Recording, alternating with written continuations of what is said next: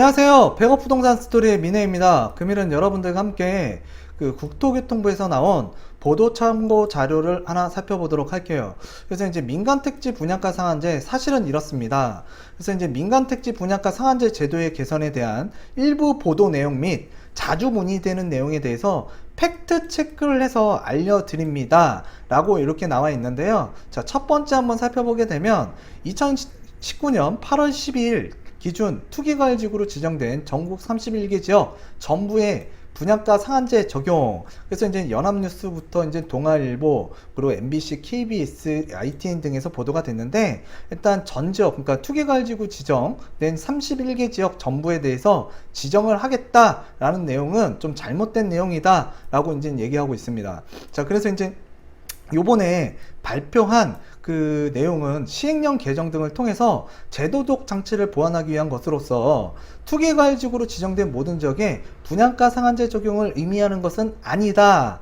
그래서 이제 분양가 상한제 지정은 10월 정도에 지금 나올 것으로 예상을 하고 있습니다. 자, 그래서 이제 분양가 상한제, 자, 선택 요건 중 하나 이상을 충족을 하고, 그리고 이제 우리가 주거정책심의위원회에서 상한제 적용이 필요하다고 결정하는 지역에 한해서만 적용을 할 개정인데, 일단 필수 요건이라고 하면 현행 직전 3개월 주택가격 상승률이 물가 상승률 2배 초과였지만, 자, 개선안이 나왔죠. 그래서 이제 주택 가격 상승률이 물가 상승률보다 현저히 높아 투기과열지구로 지정된 지역. 자, 그래서 이제 필수 요건은 무조건 들어가야 된다라고 보시면 될 것 같고요. 그리고 이제 선택 요건이 추가된다라고 하시면 될 것 같아요.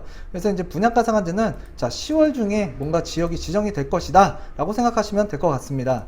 자, 그리고 이제 우리가 두 번째 질문을 한번 내려가게 되면 그 분양가 상한제로 인해서 공급 위축에 대한 우려. 그래서 이제 주요 언론기관에서 뭔가 그 공급 위축에 대한 그 기사와 보도가 나왔는데 거기에 대한 뭔가 국토부의 입장입니다. 그래서 이제 국토부의 입장을 한번 살펴보게 되면 그 07년도 분양가 상한제는 지금 07년도 분양가 상한제는 전국을 대상으로 시행한 반면, 자, 현행제도 하에서는 시장 과열이 우려가 되는 일부 지역에 한해서만 시행할 예정이다. 그래서 이제 국지적으로 이제 그러니까 국지적으로 시행한다라고 보시면 될 것 같고, 그리고 이제 분양가 상한제는 분양가격의 적정 이윤을 반영하고 또 가산비를 통해서 추가적인 품질 향상에 소요되는 비용도 반영할 수 있도록 그 사업 이윤 감소에 따른 공급 위축도 좀 적을 수 있다. 그러니까 우려가 없다라고 생각하고 있는 게 이제 국토부 입장이라고 보시면 될 것 같습니다. 그래서 이제 그 국토부에서 이제 근거로 든 얘가 요 내용이라고 보시면 될 것 같은데, 자, 서울의 경우 글로벌 금융위기를 극복한 자 10년도부터는 그 분양가 상한제 시행 전인 2007년도 수준의 인허가 물량을 회복한 점 등을 고려할 때, 자, 08, 09년도 인허가 감소는 글로벌 금융위기의 영향이 크다라는 거. 그리고 이제 특히 08년도 정비사업 인허가 물량 감소는 상한제 시행 전인 규제 회피를 위한 인허가 증가의 기저효과로 볼 수 있으며, 상한제 시행 후인 08년도 정비사업 인허가 물량은 자, 평균 1.9만 호였는데 상한제 시행 전인 06년도보다 자, 평균 1.5만 호였습니다. 그래서 이제 그때보다 많다는 점을 자, 입증하고 있다. 그래서 요 내용들이 지금 이제 근거를 들어서 이제 공급에 차질은 없다. 그래서 이렇게 나오고 있습니다. 그래서 이제 현재 서울 내 추진 중인 그 381개 정비사업 중 추진이 본격화가 되고 있는 그 착공 85개, 관리처분 인가를 받은 단지가 이제 66개. 그래서 단지는 총 151개며 약 13만 7천 호가 이제 공급될 예정이다. 그래서 이제 향후 수도권 30만 호 공급 계획에 따라서 서울 내에 4만 호가 공급이 되고, 기존 조성택지 활용과 도시 규제 개선을 통한 공급도 확대 예정이다. 그래서 이제 앞으로 안정적인 공급이 되어 실수요자의 내 집 마련에 그 부담을 좀 완화하겠다. 라는 게 이제 국토부에서 이제 나온 자료라고 보시면 될 것 같아요. 자, 세 번째로 내용을 살펴보게 되면 기존 주택으로 수요가 집중되어 집값 상승 우려가 있다. 그래서 이제 소위 풍선 효과를 얘기를 하고 있는데, 자, 여기에 대해서도 걱정을 하지 말아라. 그런 취지에서 이제 나온 것 같은데, 자, 8.2 대책과 9.13 대책으로 대출, 세제, 청약 등 규제가 갖추어져서 풍선 효과가 발생할 우려는 크지가 않다. 그리고 이제 최근에 신축 상승세 상승세는 상한제에 따른 수요 쏠림보다는 이미 상승한 주요 재건축 단지와 벌어진 가격 차이를 줄이고자 하는 시세 조정 성격의 차원이 강하다. 그러니까 즉 그 키 맞추기가 됐다라는 거예요. 그래서 그 분양가 상한제로 인한 가격 상승이 아니다. 자, 그리고 이제 향후 신축 단지로 일부 수요가 전이될 수 있는, 이전될 수는 있으나 신축은 주택을 샀을 때 자, 기대할 수 있는 시세 차익이 재건축보다 크지 않아 가격 상승은 제한적일 것이다 라고 이제 전망하고 있다고 합니다. 전망. 자, 전망하고 있는 게 이제 국토부고요. 자, 그리고 이제 아래쪽으로 내려가게 되면, 자, 그래서 이제 아울러 부담 가능한 수준의 가격으로 주택 공급이 지속이 된다면 기존 주택 수요도 분산될 것으로 보고 있다. 그래서 이제 정부는 기존 주택의 상승 움직임 등 최근 시장 상황을 면밀히 모니터링을 중심으로 시장 과열 우려가 있는 경우 즉각 시장 안정 조치를 취하겠다. 그래서 뭔가 강력한 규제, 그러니까 시행 정책을 유지하고 뭔가 좀 더 강화할 수도 있다 라는 강력한 메시지를 나타내고 있는 것 같습니다. 자, 그리고 이제 다음 내용 4번을 한번 살펴보게 되면, 자, 청약 대기 수요가 증가하여 전세 가격 상승.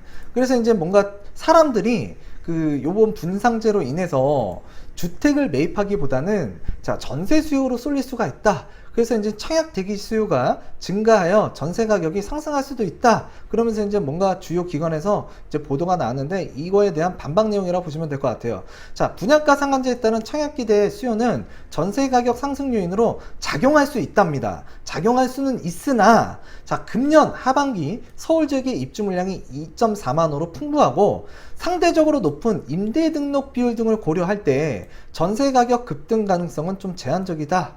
그래서 이제 최근 5년 서울 평균 입주 물량은 1.9만 호. 그래서 이제 전세 시장의 안정적인 관리를 위해서 서울 및 교통이 편리한 인근 지역에 양질의 임대주택을 지속적으로 공급을 하고, 자, 도시 규제 정비 및 공공택지 공급 등 공급 기반을 충실히 강화를 하겠다. 자, 이런 것들은 아직까지는 뭐가 실질적으로 뭐 추진되거나 그런 건 아니고요. 일단은 앞으로 이렇게 뭔가 강화를 하겠다라는 거, 의지가 강하다는 거, 그걸 나타내고 있는 것 같습니다. 그래서 이제 그 사실 단기적으로 보게 되면 청약 수요가 이제 전세 수요로 좀 많이 넘어갈 수가 있고, 또 이제 전세 수요가 많아지다 보면 가격 상승이 있다라는 거, 자, 그것도 이제 정부에서 뭐 인지를 하고 있는 것 같아요. 그렇지만 이제 그 높은 임대 등록 비율로 자, 뭔가 문제는 없다. 그렇지만 제가 봤을 때는 좀 아닌 것 같아요.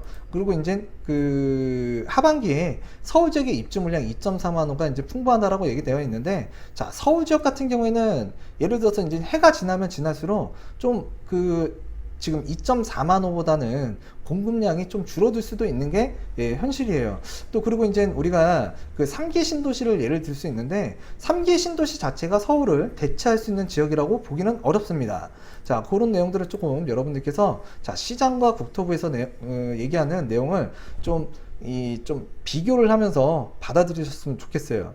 그리고 이제 관리 처분 인가를 받은 재건축 단지까지 개정 요건을 적용하는 것은 과도한 조치가 아니냐, 그러니까 사적 재산 침해 아니냐, 이런 얘기들이 많이 나오고 있습니다. 그래서 이제 법리 검토 결과 관리 처분 인가를 받은 경우에도 분양가 승인을 받기 전이라면 분양에 대한 사실관계가 확정된 것은 아니다. 그래서 이제 관리 처분 인가에 포함된 예상 분양 가격 및 사업 가치는 법률상 보호되는 확정된 재산권이 아닌 기대 이익에 불과하다라고 합니다. 그래서 이제 법적으로 문제가 없다. 그래서 여기 부분에 대해서 이제 뭐 사적 재산 침해가 있다, 없다, 이런 얘기들도 뉴스라든가 유튜브에서도 많이 나오고 있고요. 그리고 또 이제 우리가 이거와 더불어서 이제 초과이익 환수제, 그러니까 제초안이죠. 자, 제초안 같은 경우에도 자, 요 내용, 그러니까 이제 우리 관리처분 인가를 받은 재건축 단지까지 소급 적용하는 것을 두고서 많이들 얘기들 하고 있고, 뭔가 불만도 이제 나타내고 있는 현재의 시점이라고 보시면 될 것 같아요. 그렇지만 이제 해석하기 나름에 따라서 자, 이렇게 달라질 수도 있다라는 거 좀 여러분들께서 알아두셨으면 좋겠습니다. 그래서 이제 국민의 주거 안정이라는 자, 공익 조합원의 기대 이익보다 크다고 볼 수 있다. 제가 봤을 때는 일단 요 내용이 이 법률적인 요건을 지금 뒷받침할 수 있는 뭔가 근거, 가장 큰 근거 자료로 활용할 수 있었지 않았나 라고 생각을 하고 있습니다.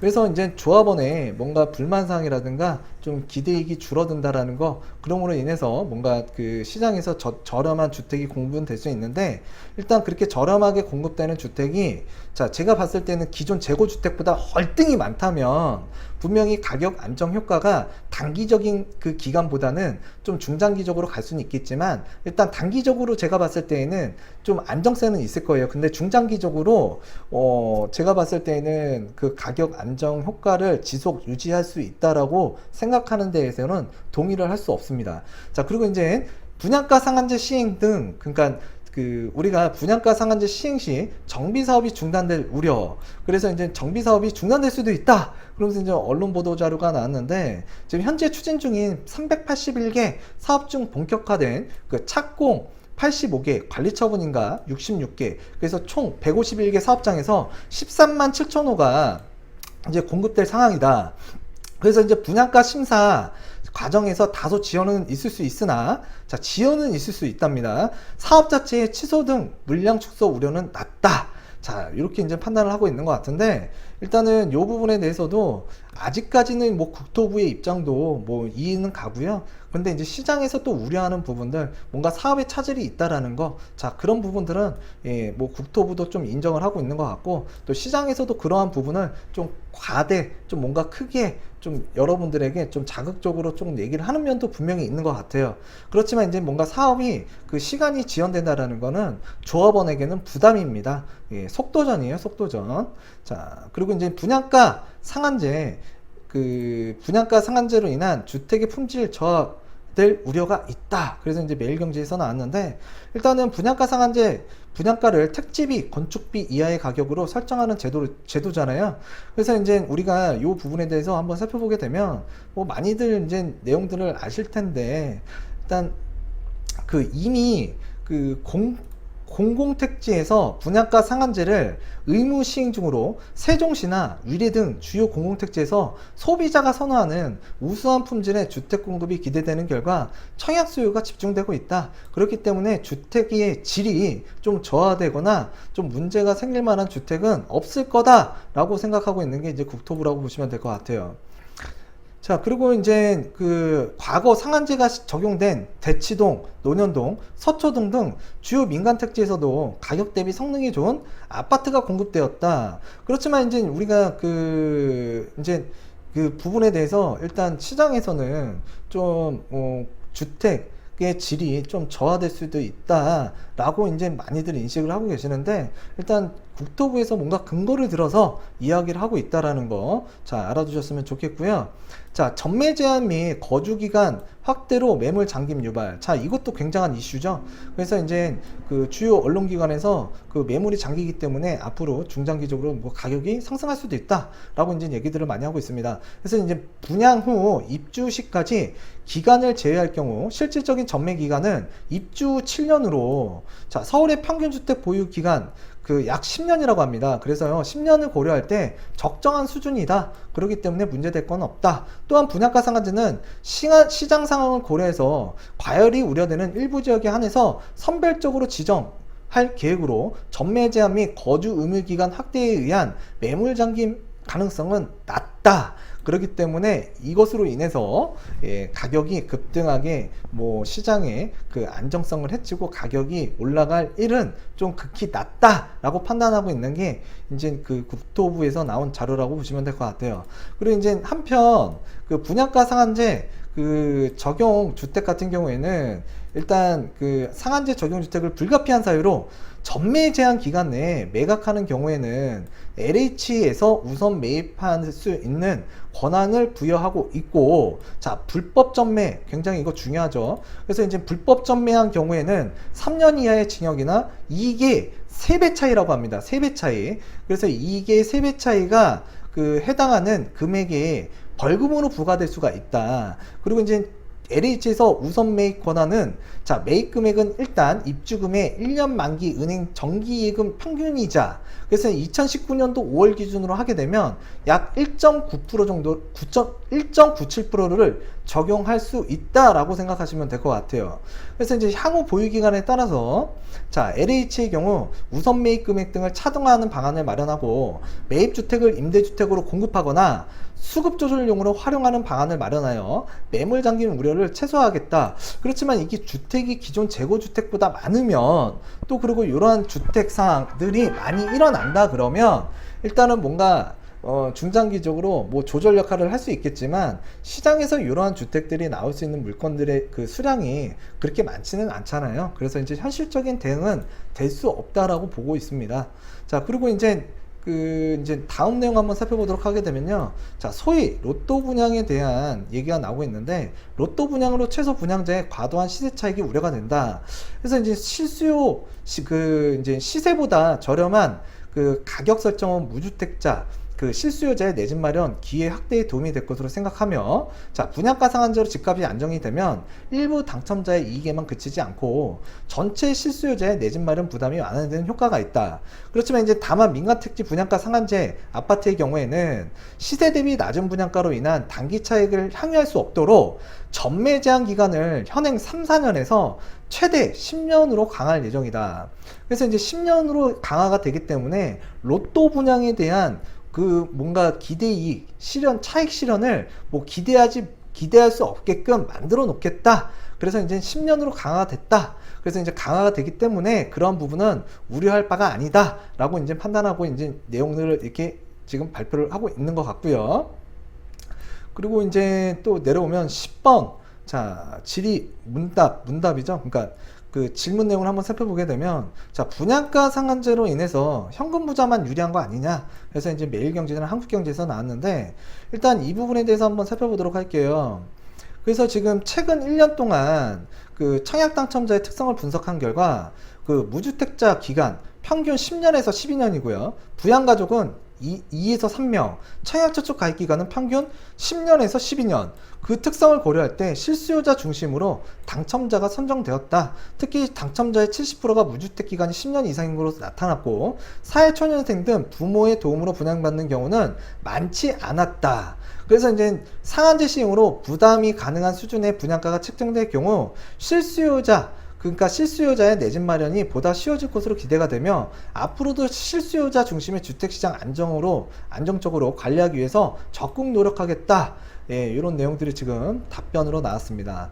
자, 그리고 이제 11번 분양가 상한제 실시 이후 부처 간 협의 필요. 그래서 이제 그 분양가 상한제 실시, 그러니까 실제 적용되면 부처 간의 협의가 필요하다. 그래서 민간택지 분양가 상한제 제도 개선 방안은 관계 부처 간에 여러 차례 협의를 거쳐서 최종안을 마련하였다. 그래서 구체적인 상한제 지역 지정, 그리고 이제 시기에 대한 결정은 관계 부처와 긴밀한 협조하에 시행령 개정 이후 주거정책심의위원회에서 시장 상황을 종합적으로 고려하여 별도로 이루어질 계획이다. 자, 그래서 이제 협의도 필요한데, 일단 이 협의 내용은 모든 게 완료된 10월 정도, 10월 이후에 뭔가 지역적으로 지정이 될 수 있다라고 판단하시면 될 것 같습니다. 일단 분양가 상한제 필수 조건으로서는 일단 투기과열지구로 지정되어야 되는데, 서울 전 지역과 이제 성남, 분당구, 과천, 광명, 하남, 대구, 수성, 그리고 이제 세종시, 자, 이쪽 지역이 이제 투기과열지구로 지정되어 있는데,